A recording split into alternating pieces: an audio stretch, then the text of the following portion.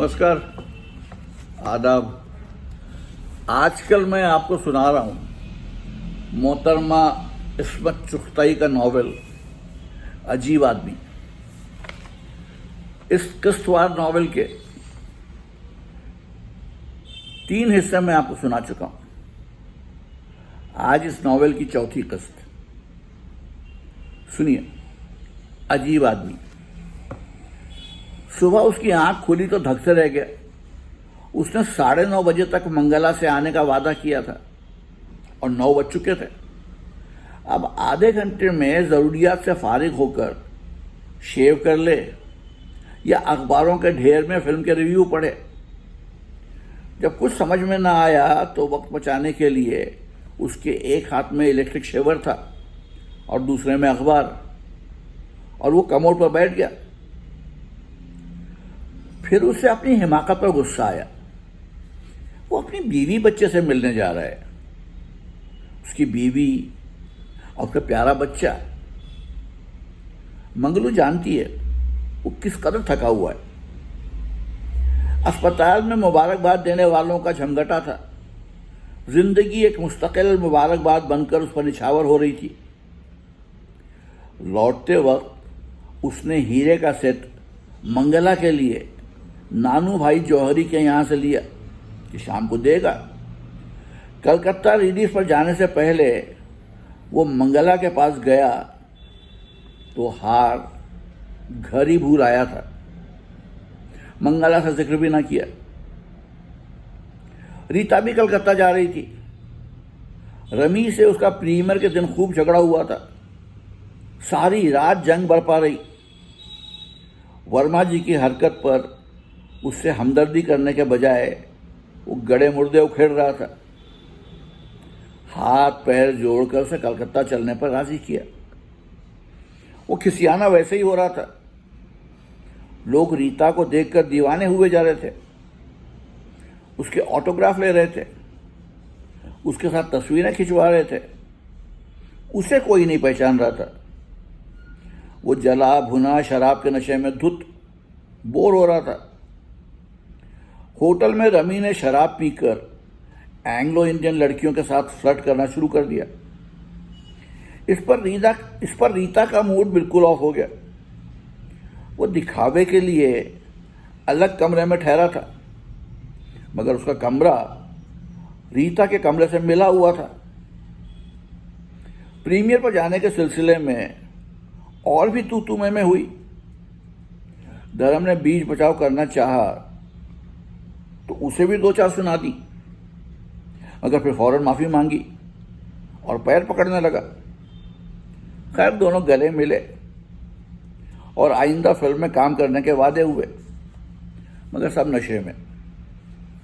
Motor में दोनों फिर उलझने लगे। रमी मोटर से उतरकर चल दिया। रीता को भी गुस्सा आ गया और वो चिल्ला चिल्ला कर उसे माँ बहन की गालियां देने लगी। इंटरवल में फिर न जाने किधर से आन पहुंचा और भी पिए हुए था। उसकी सीट पर कोई रीता के मद्दाह आन कर डट गए थे। रमी बेतवज्जो होकर मुड़ गया। रीता जल बैठी। उसने भी खूब धर्मदेव से चिमट कर इठलाई हुई तस्वीरें खिंचवाई। रमी ने दाल गलते ना देखी तो न जाने किधर खिसक गया। रात को प्रीमियर से वापसी पर रीता धर्मदेव के कमरे में आकर चुपचाप बैठ गई। धर्मदेव ने बंबई ट्रंक कॉल बुक कर रखी थी। चलते वक्त मंगला चुप सी थी। कहीं कुछ गड़बड़ तो नहीं? कहीं डॉक्टर से कुछ छुपा तो नहीं रहे? एकदम रीता फूट फूट कर रोने लगी। अरे क्या हुआ? हाय धर्म जी, उसके शाने से लगकर सिसकियां लेने लगी। अरे नाहक उस लौंडे के पीछे परेशान हो रही हो, गोली मारो कमबख्त को। उसने समझाया। गोली मारने से काम नहीं चलेगा। I am pregnant. You are what? Dharmdev उछल पड़ा। Oh my God! धर्म ने उठकर 2 तगड़े तगड़े पैग बनाए। पर तुम क्यों मले जा रहे हो? तुम्हारी फिल्म तो पूरी हो गई, रीता ने ताना दिया। अरे दूसरी जो सेट पर जा रही है, धर्मदेव ने झूठ बोला। उसका इरादा कतई रीता के साथ फिल्म बनाने का नहीं था। साथ में रमी को लाजमी तौर पर लेना पड़ेगा। वो इतना अहमक नहीं जो इन हिस्सों में आ जाए। आज मिलाप कल लड़ाई, पिक्चर का डब्बा गोल। दूसरी को डालो चूल्हे में। यहां जान पर बनी है और तुम्हें पिक्चरों की पड़ी है। मुझसे किसी को दिलचस्पी नहीं। मैं मर जाऊं, खाक में मिल जाऊं, बस हिट फिल्में बनती रहीं। मगर वो उल्लू का पट्टा गया कहाँ? अरे गया होगा कहीं अपनी अम्मा बहना के साथ। अच्छे घराने की लड़की ऐसे मजे से बाजारू गालियां बक देती थी कि लोग हक्का बक्का रह जाते थे। चलो कोई हल सोचो मेरी मुसीबत का। इतने में बंबई से कॉल मिल गई। हेलो, कैसी हो मंगल? उसका दिल चाह रहा था रीता भुतनी गालत हो तो वो मंगला से कोई बहुत प्यारी सी बात कहे। उसने रिसीवर पर हाथ रखकर कहा, प्लीज रीता, तुम्हारी भला से मैं चाहे मर जाऊं, तुम लकी हो ना। बस तुम्हारी चहेती बीवी, बच्चे। रीता ने लंबी सी आह भरी। सुबह के प्लेन से दिल्ली, फिर ओफो रीता प्लीज। हेलो, दिल्ली न जाओगे तो क्या दिवालिया निकल जाएगा? मंगला ने कहा। सीटें बुक हो गई हैं, वहां इंतजार हो रहा होगा। प्रीमियर है आखिर। बस प्रीमियर, मुहूर्त, शूटिंग, एडिटिंग, इसी में जिंदगी बीत जाएगी। तुम्हें शादी की क्या जरूरत थी? ओफो, मर मर के तो ये लड़कियां शादी करती हैं, फिर उल्टे ताने देती हैं। भगवान, मैं मां बनने वाली हूं। रीता ने अपनी किसी पुरानी फिल्म का मुकालमा दोहराया और एक सांस में ग्लास खाली कर दिया। Shut up Rita, you shut up हरामजादे कमीने। रीता चिंगाड़ी। ये तुम किससे बातें कर रहे हो? मंगला ने पूछा। कौन है तुम्हारे कमरे में? रीता है। रीता तुम्हारे कमरे में क्या कर रही है? क्या कर रही है? रो रही है। धर्मदेव ने हंसते हुए कहा, हाँ, मैं मशहूर फिल्म स्टार रीता देवी नसीब को रो रही हूं। रीता पर खूब चढ़ी हुई थी। वो रिसीवर पर झुककर चीखी, मैं जन्म जली अभागन, मैं मां बनने वाली हूं। उसने रिसीवर छीनने की कोशिश की। Hello Mangla, hello. मगर लाइन कट चुकी थी। उसने रीता को दूर झटका दिया और फिर से कॉल बुक करने लगा। धर्मदेव का दम घुटने लगा। मंगला की खफगी के ख्याल से ही उसके रोंगटे खड़े होते थे। जी चाह रीता को उठाकर खिड़की से बाहर फेंक दे। खाम खा कुड़ रही हो मंगला, आपकी जगह खाम खा कुड़ रही होगी मंगला।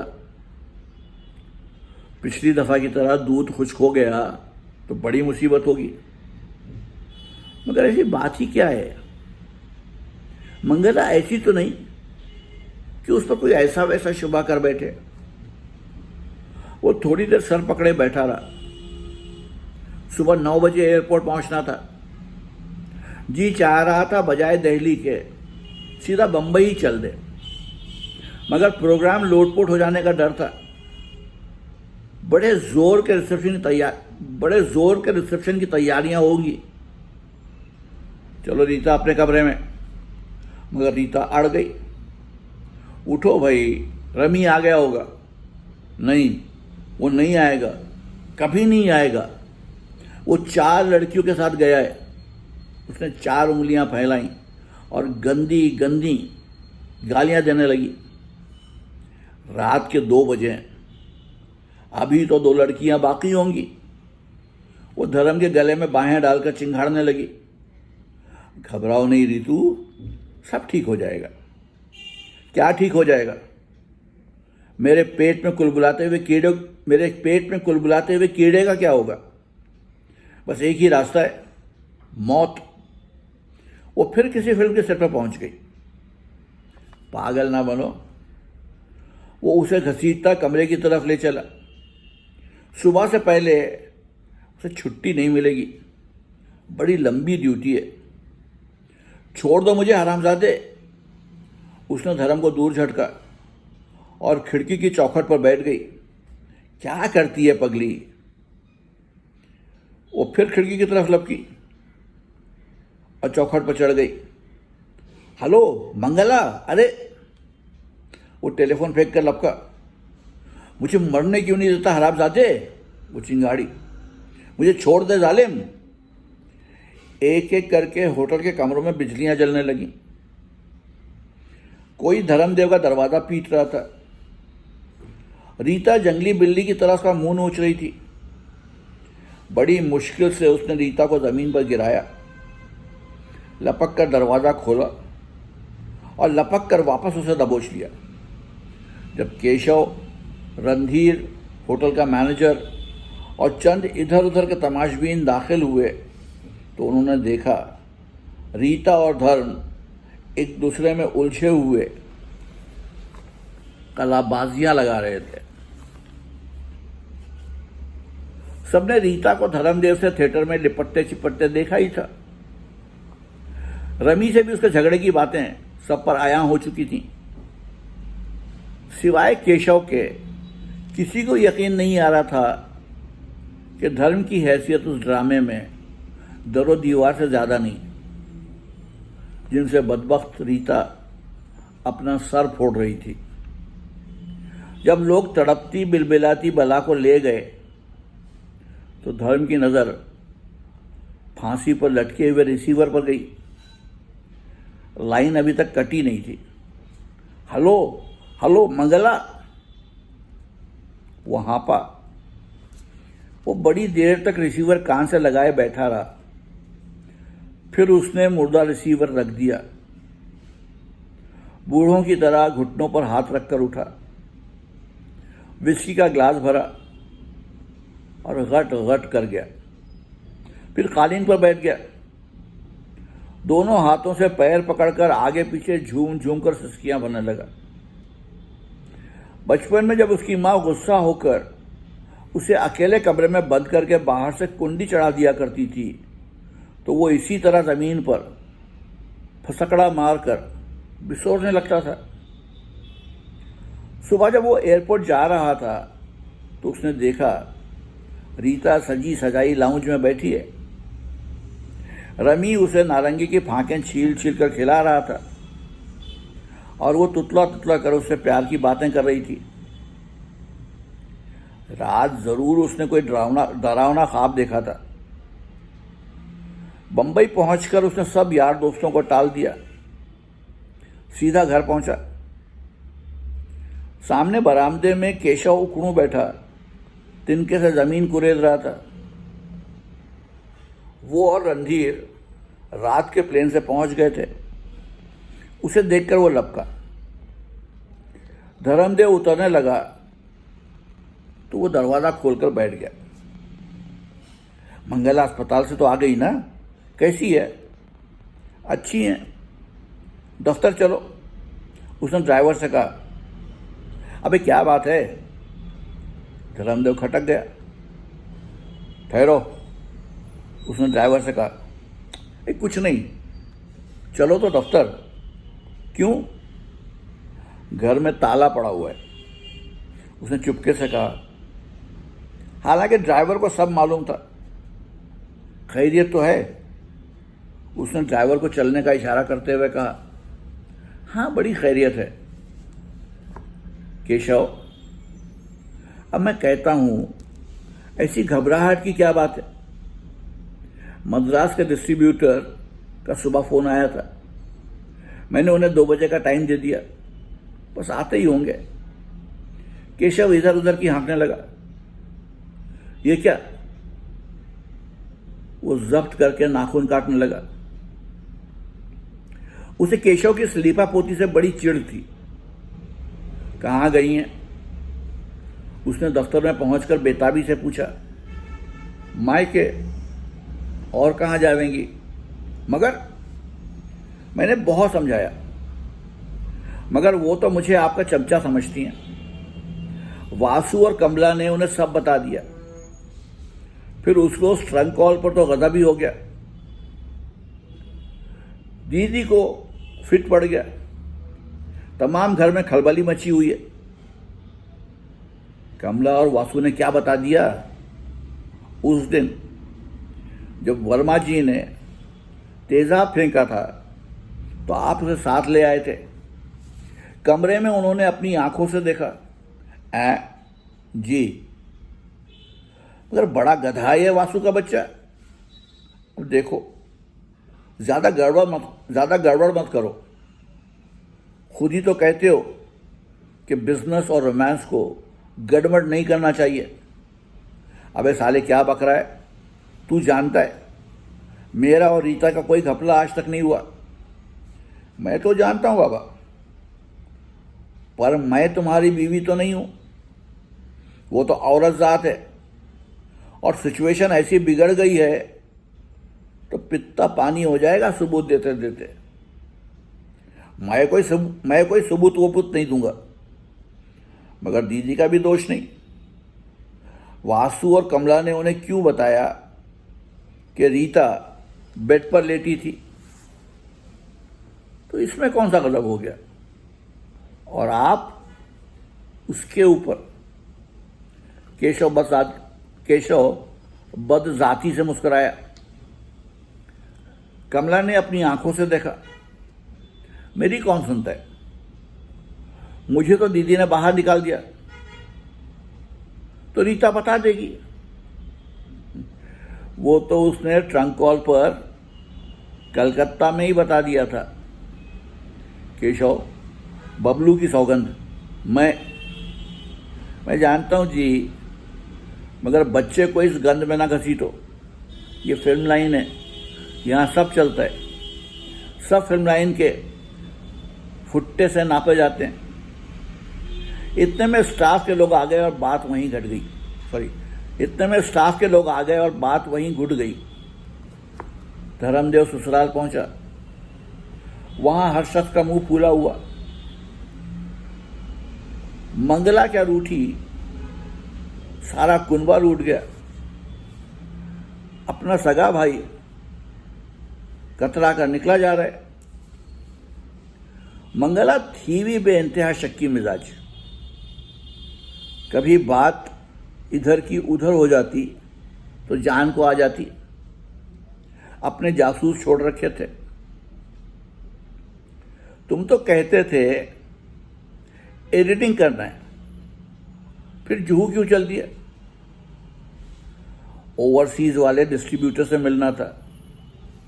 बस होटलों ही में मिलना होता है। ये कमबख्त दफ्तर की फिर क्या जरूरत है? हाँ, वहां नंगी छोकरियां जो नहीं नाचती। जो ही वो घर से रवाना होता, वो उसका पीछा शुरू कर देती। ऑफिस पहुंचा के नहीं, जगह जगह फोन करती। जब वो वाकई काम में मशगूल मिल जाता तो चोर सी रह जाती। क्या किस्सा है? जगह जगह फोन कर रही हो, क्या समझती हो? किसी रंडी के यहां मुजरा सुन रहा हूं। वो चिढ़ जाता। अरे वाह, बबलू याद किए जा रहा था। घंटे भर से डैडी डैडी की रट लगा रखी है। वो फौरन बच्चों की आड़ में दुबक जाती है। धर्म पिघल जाता। कैसी बदनसीबी थी, उसे बच्चों को प्यार करने के लिए भी छुट्टी ना मिलती थी। कई दिन तो सूरत भी देखने को ना मिलती।